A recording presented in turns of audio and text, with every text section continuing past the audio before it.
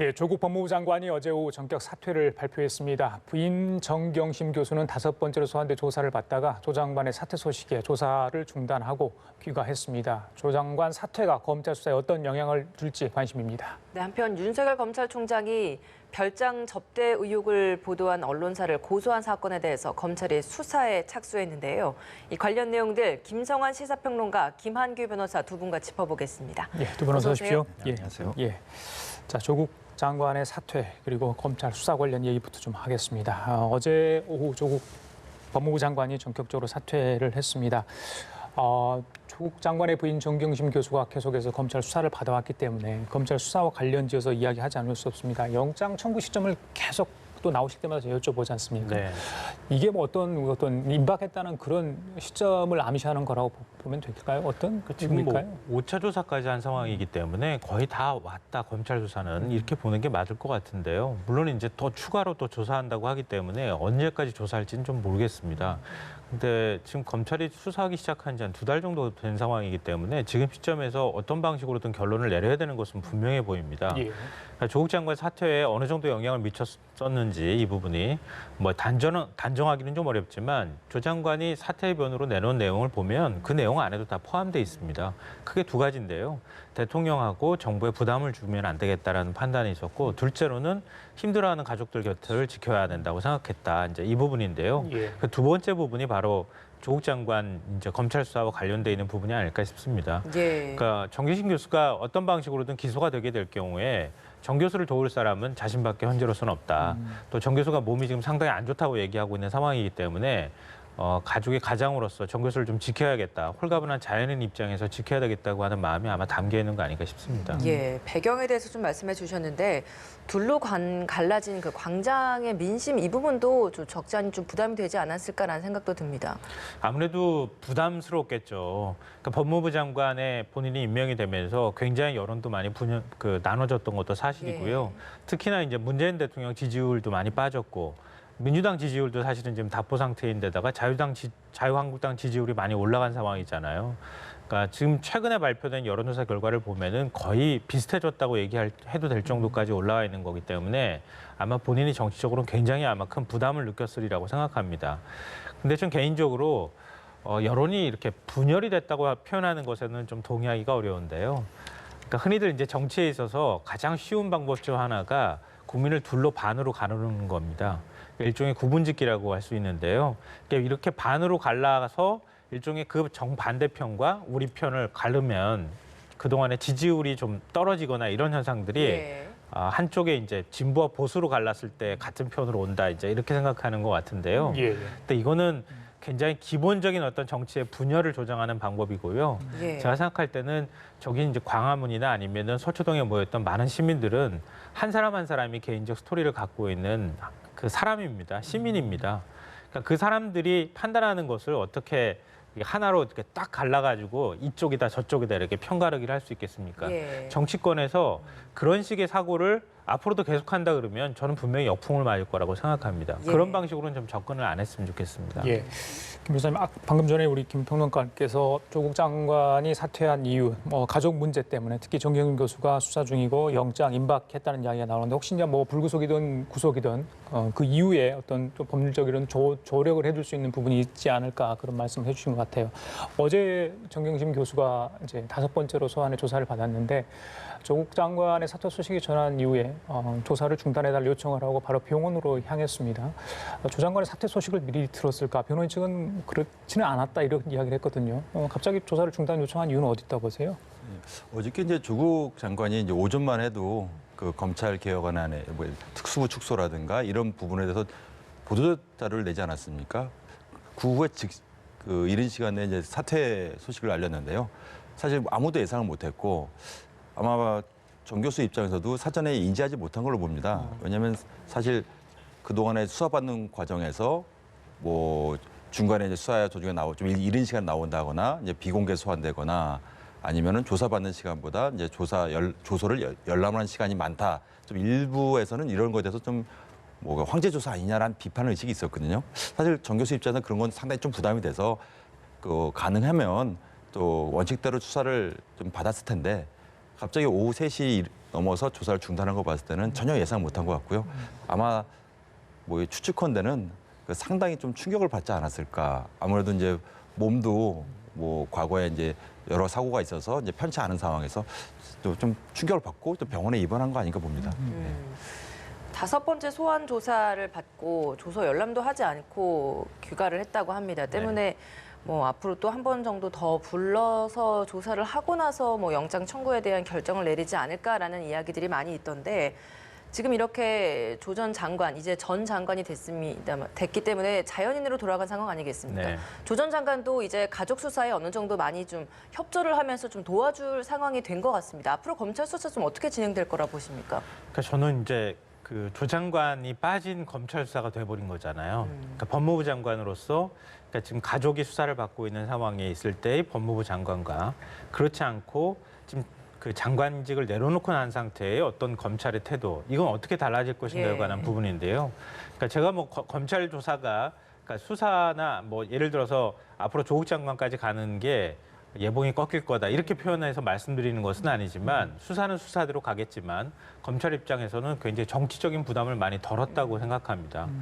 그러니까 조국 장관이 법무부 장관으로 있는 상황에서 검찰이 그동안에 수사를 해왔던 그걸 기조를 계속 가져나간다면 법무부 장관 가족을 예를 들면 정경심 교수를 구속영장을 청구를 해야 되는 상황이 될 것이고요. 법무부 장관에 대해서 조사를 하는 이런 상황이 될 거란 말이에요. 그러니까 그런 부분에 대한 부담감을 확실히 덜었다 이렇게 보이고요. 이거는 또 다른 의미로 해석하면 현 정부와 검찰개혁에 저항하는 검찰, 이렇게 두 가지 어떤 대립된 구도로 우리가 계속 인식하고 바라봤던 것에서 그 대립 구도가 이미 무너져 버렸다. 그러니까 그런 점에서는 검찰 입장에서 굉장히 편안하게 수사를 마무리할 수 있는, 그러니까 편안하다는 게 오해하시지는 않았으면 좋겠고요. 좀 정치적 부담을 갖지 않은 상태에서 수사를 마무리할 수 있게 됐다는 의미입니다. 그러니까 거꾸로 얘기하면은 검찰이 우리는 어떤 개혁에 저항할 거야라고 생각하면서 끝까지 이 사건 수사를 마지막까지 구속을 시킴으로 인해서 우리 검찰이 수사를 잘했다고 하는 평가를 받아야 한다는 부담감을 줄였다는 겁니다. 그러니까 예를 들면 정경심 교수에 대한 건강 문제부터 시작해서 관련돼 있는 혐의가 과연 구속영장을 청구할 만한 사안인지 아닌지 이런 부분까지 정치적 부담을 뺀 상태에서 편안하게 결정할 수 있는 상황이 쉽게 됐다는 말해서 거죠. 좀 원칙대로 수사를 제대로 할 수 있는 상황이 그렇죠. 여건이 마련됐다 이렇게 보면 그러니까 되겠네요. 그렇게 하면은 정경심 교수에 대해서 저는 구속영장을 청구 안 할 가능성도 충분히 있다고 생각합니다. 그 김 변호사님, 법무부 장관에 있을 때, 그러니까 현직 법무부 장관하고 또 자연으로 돌아왔을 때 검찰에 받는 부담감, 방금 뭐 정치적 부담감 덜었다 했는데 조사 방식, 이건 뭐 앞서 장관이 있을 때 여러 가지 결과를 내놓았던 그런 상황이 본인한테 적용될 수 있을 텐데 조사 방식이 뭐 달라질 수도 있는 겁니까? 어떻습니까? 그 조사 방식은 조국 장관을 위해서도 그렇고요. 검찰을 위해서도 그렇고 가장 원칙적인 모습. 그러니까 심지어는 이제 조국 장관에 대해서 굉장히 이제 부정적인 여론을 가졌던 어떤 국민들도 이 수사는 굉장히 공정하게 마무리됐다는 인식을 가질 필요가 있습니다. 사실은 그래서 그 지금 안 그래도 이제 공개 소환 제도라든가 아니면 뭐 야간 조사라든가 이것이 그 조국 장관 관련 수사에서 상당 부분 변경되지 않았습니까? 기존과 달리. 그래서 이거에 대해서는 이거 좀 공정하지 않는 거 아니냐 이런 인식이 상당히 있거든요. 그래서 이 수사 마무리 과정이 있는데요. 이 정경심 교수도 지금 몸이 상당히 불편한 걸로 알고 있지만은 사실 대부분의 형사 피해자 같은 경우에는 아무래도 검찰 수사를 받게 되면 아무래도 몸이 좀 불편한 게 사실입니다. 근데 뭐 어느 정도 유중한지 모르겠지만 거의 한두 차례 정도 수사가 남은 것 같은데 조사가 남은 것 같은데 이 신속히 좀 수사에 협조해주고 뭐 신병 처리에 대해서는 검찰이 판단을 내리지만 뭐 조 장관 같은 경우에서도 이제는 자연인이니까 만약에 검찰 수사를 받게 되면은 가능하면 신속히 수사를 협조해서 적어도 이번 달 정도에는 이 수사가 좀 마무리되는 쪽으로 양자가 협조해야 되는 거 아닌가 봅니다. 어제 조 전 장관이 사퇴하기 전에 두 번째 검찰 개혁안을 발표를 했었습니다. 근데 여기에서 15일 그러니까 국무회의 오늘 이제 국무회의에서 이런 개혁안들 확정 짓기로 했는데 그 15일 이전 사건에 있어서는 적용하지 않겠다라는 이야기를 했거든요. 그러니까 뭐 조국 전 장관에 대한 수사도 여기에 포함될 것 같습니다. 좀 논란을 차단하겠다 이런 의지로 보면 되겠습니까? 네, 맞습니다. 그렇게 정부 쪽에서도 발표를 했고요. 조국 장관도 뭐 사실은 그런 조치를 내놨을 때 본인 수사는 거기에 적용받지 않는다는 것을 전제로 해서 발표한 것이라고 보고요. 다만 이제 시점에 관한 부분하고 내용에 관한 부분으로 나눠야 될 것 같은데 시점에 관한 부분은 말씀하신 것처럼 조국 장관 스스로가 굉장히 열심히 여러 가지 숱한 논란에도 불구하고 예. 검찰 개혁안이라고 하는, 그러니까 법무부 차원에서, 정부 차원에서 할 수 있는 개혁안은 이 정도면 됐다라고 하는 판단이 작용하지 않았을까 싶고요. 그럼 최종적으로 오늘 열릴 국무회의에서 결정을 함으로 인해서 그 정도는 완결이 된다. 그렇기 때문에 내가 사퇴해도 괜찮다고 하는 예. 그러니까 나름대로 부담을 덜어 검찰 개혁을 하기 위해서 여기까지 왔다고 하는 그런 부분에 대한 부담을 좀 줄였다고 하는 측면이 있을 것 같고요. 예. 내용적인 측면에서는 사실은 평가는 좀 엇갈릴 수 있겠지만 입법부 차원에서 해야 되는 아주 중요한 역할이 있지 않겠습니까? 검찰 개혁의 가장 기본이라고 할 수 있는 검찰 권력의 어떤 균형을 맞춰주는 작업이라든가 이런 부분에서 이제 검경 수사권 조정에 관한 문제나 고위공직자 범죄 수사처 설립 문제라든가 이거는 이제 입법부 차원에서 해야 될 문제인 거고요. 법무부 차원에서 해야 될 문제에 있어서 특수부 폐지 문제에 대해서 지금 이제 세 개 청에만 이제 특수부를 남겨놓고 특수부도 반부패 수사부로 지금 바꾼다는 거 아닙니까? 그 부분에 대해서는 너무 평가가 조금 인색한 거 아닌가라는 생각 저는 개인적으로 하고 있습니다. 물론 여러 우려는 하고 있지만 왜냐하면 형사부로 전환된다 하더라도 인지수사는 계속하면 어떻게 되냐 예. 이런 우려가 있는 건 사실이지만 과거의 사례에 비춰봤을 때 비단 박근혜 정부 시절에 초기에 검찰 개혁이 다시 또 논란이 된 적이 있었거든요. 그때 대검 중수부 폐지 문제 가지고 검난을 일으켰다고 할 정도로 엄청나게 큰 반발이 있었습니다. 근데 그러고 난 다음에 대검 중수부가 폐지되고 다시 특수부가 큰 역할을 해왔던 거거든요. 그러니까 그만큼 검찰 내에 이 핵심 역할을 할 수 있는 인지수사를 담당하는 특수부나 대검 중수부나 이런 조직들을 축소하거나 건드리게 될 경우에 굉장히 예. 큰 저항이 있었던 건 사실이다. 그런 면에서 반부패 수사부로 세 개 청만 남겨둔다고 하는 것 자체만으로도 상당히 예. 큰 의미는 개인적으로 있다고 생각합니다. 알겠습니다. 조국 장관 일과 관련 수사는 질문 하나만 더 드리고 다른 주제로 좀 가볼까요? 그 조국 장관의 동생 영장이 기각된 부분요. 어제 서울중앙지법 국감에서 이 부분이 논란이 됐던 것 같습니다. 영장 전담 판사를 출석하라 말라 여야 공방이 좀 있었던 것 같은데 영장 재청구 뭐 검찰에서 할 듯한데 아직 시간이 좀 지연되고 있는 것 같아요. 뭐 어떤 걸 좀 고려하고 있다고 보십니까? 사실 이제 진작에 재청구할 만한 사유가 됐습니다. 사실은 이 결정에 대해서는 사실은 저 역시도 돈 전달한 사람을 구속한 마당에 돈 받은 사람을 구속 안 하는 게 좀 형평에 좀 맞지 않나, 안 맞다 이렇게 개인적으로 보고 있는데요.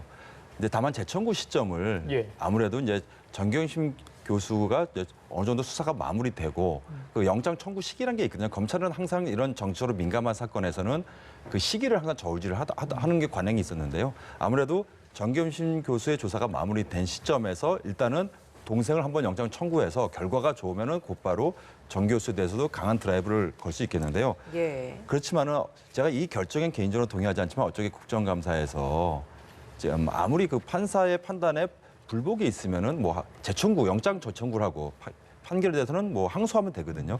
근데 이 국회에다 부른다는 것은 선례도 없고 이 헌법상 이제 권력 분립에도 반하는 거라 그냥 정치적 논란으로만 좀 그쳐야지 실제로 이게 이루어져서는 안 된다고 봅니다. 예. 알겠습니다. 다른 이야기 좀 해보도록 하겠습니다. 김학의 전 법무차관을 포함해서 뭐 이런 여러 가지 별장 접대를 했다라는 의혹을 받고 있는 당사자인 윤중천 씨에 대해서 어제 성폭력 혐의에 있어서 결심 공판이 있었습니다. 이 부분 제가 좀 변호사께 좀 여쭤보도록 하겠습니다. 징역 10년과 징역 3년, 총 13년이 구형이 됐는데 이게 뭐 나눠서 구분이 된 것, 이건 저희가 어떤 이유라고 좀 봐야 되는 겁니까? 제가 뭐 검찰의 어떤 실질적으로 이 구형에 대해서 정확히 이제 언론 보도 정도만 알고 있는데요. 예. 이제 짐작컨대는 이게 2014년에 이제 사기죄로 이 윤중천 씨가 그 징역 2년, 집행유예 2년을 선고받았지 않았습니까? 예. 그래서 이 확정 판결 전후로 구분한 이유는 이 보통 저런 게 있습니다.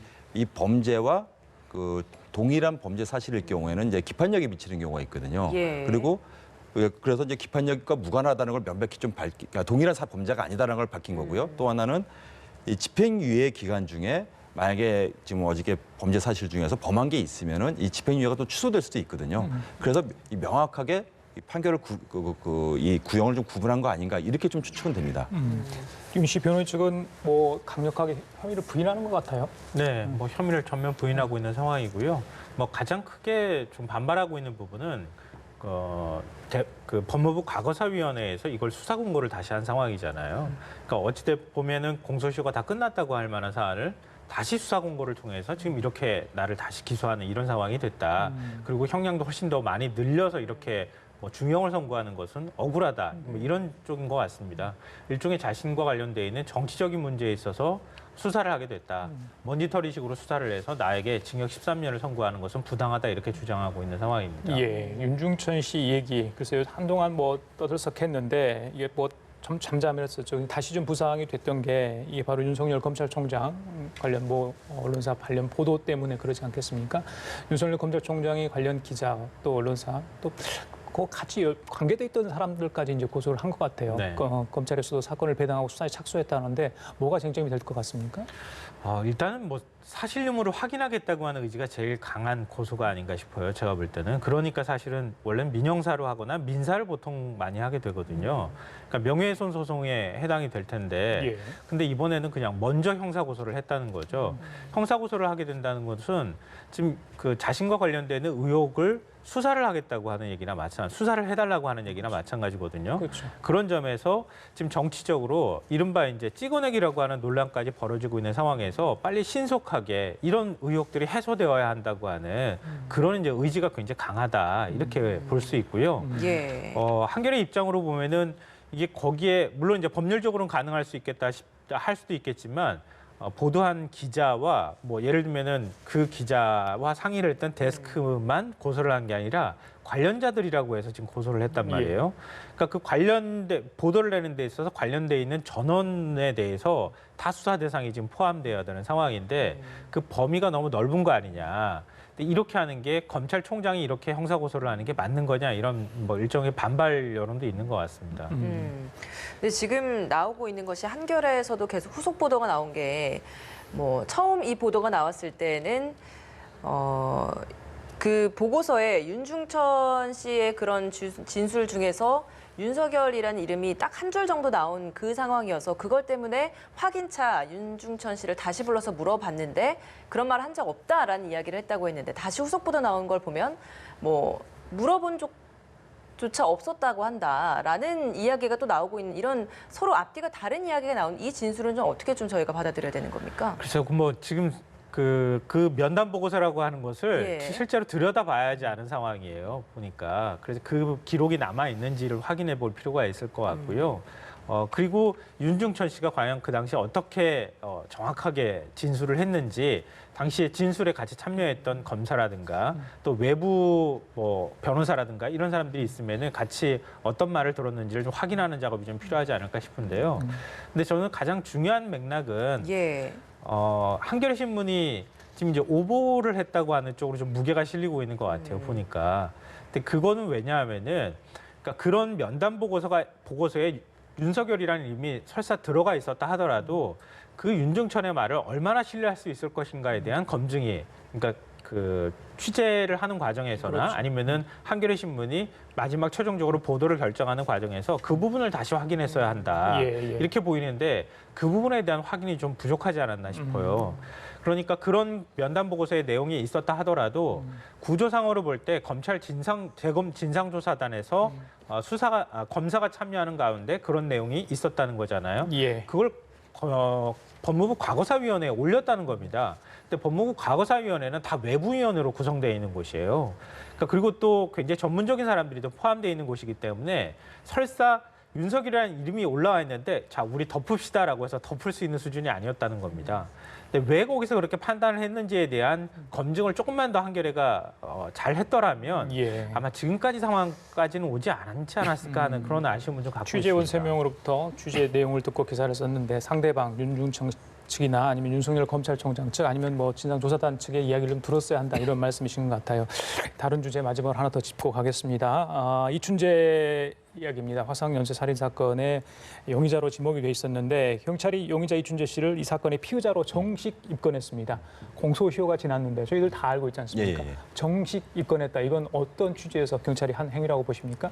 그 당시 이제 수원 화성에서 연쇄 살인 사건이 발생했을 때 아마도 사건 번호는 부여됐을 겁니다. 그러면 이 사건에 대해서는 어떤 식으로든지 마무리되어야 되거든요. 물론 이제 공소시효가 지난 건 다 알고 있지만은 예. 그럼 검찰에서 최종적으로 공소권 없음을 결정할 때까지 경찰은 입건을 해서 뭐 검찰에 이제 공소시효가 지났음 피의자 이춘재 이렇게 올릴 수 있거든요. 예. 더군다나 실익이 있는 것은 이제 특정강력범죄 처벌에 관한 특례법에 따라서 그 신상 공개도 좀 가능할 여지가 있습니다. 이춘재에 대해서는. 그래서 이 부분에 대해서는 아마 입건을 해서 아마 뭐 공소시효 지났다고 알리겠지만은 검찰이 최종적으로 결정할 때까지 경찰은 그 원칙대로 수사를 진행하는 것이 맞습니다.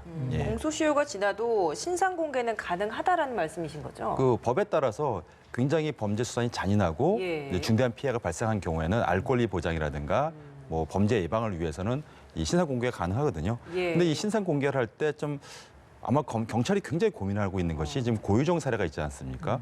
공개를 그렇게 할 것인지 또 이제 사실은 이춘재 같은 경우에는 본인이 검찰의 송치에 응하지 않을 수도 있거든요. 교도소에 예, 안 예. 가겠다. 예. 그래서 어떻게 신상 공개를 할지 그 부분도 고민이 예, 될 겁니다. 알겠습니다. 오늘 저희가 대담을 하는 도중에 들어온 속보 하나가 있었습니다. 그 내용이 이춘재가 자백을 한 내용 중에서 초등학생 실종 사건도 지금 새롭게 좀 포함됐다라는 내용이 들어와 있습니다. 자백의 신빙성도 굉장히 높고 당시의 현장 상황과도 부합한다라고 하는데 이렇게 계속해서 밝혀내지 않았던 것도 자신들이 스스로 계속 하나씩 자백을 하고 있는 것은 저희가 어떤 이유라고 좀 봐야겠습니까?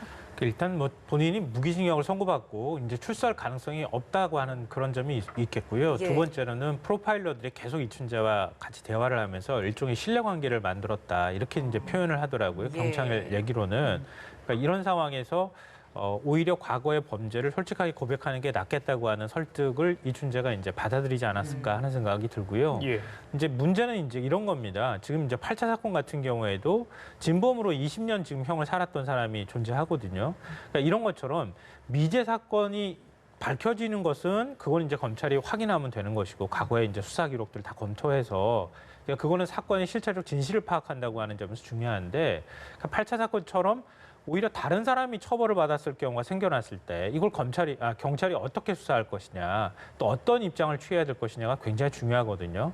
그러니까 경찰이 그런 부분에 대해서 과거의 어떤 잘못이라든가 이런 부분들을 솔직하게 인정하는 태도가 일단 필요할 것 같고요. 만약에 이춘재 그 자백의 신빙성이 있다고 하면 만약에 그렇게 하지 않는 듯한 어떤 모습들이 나타날 경우에는 경찰 말고 외부의 누군가가 같이 수사를 하거나 수사에 예. 참여하거나 아니면은 외부의 위원들이 평가할 수 있도록 하는 그런 형태로 가서라도 그러니까 억울한 피해자가 발생하지 않도록 하는 조치가 필요하지 않을까 생각합니다. 알겠습니다. 용의자에서 피의자 신분으로 바뀌는 것 같은데요. 신상 공개 여부도 조만간 결정이 될 것 같습니다. 지금까지 김성환 시사평론가 김한규 변호사 두 분과 함께했습니다. 고맙습니다. 말씀 잘 들었습니다.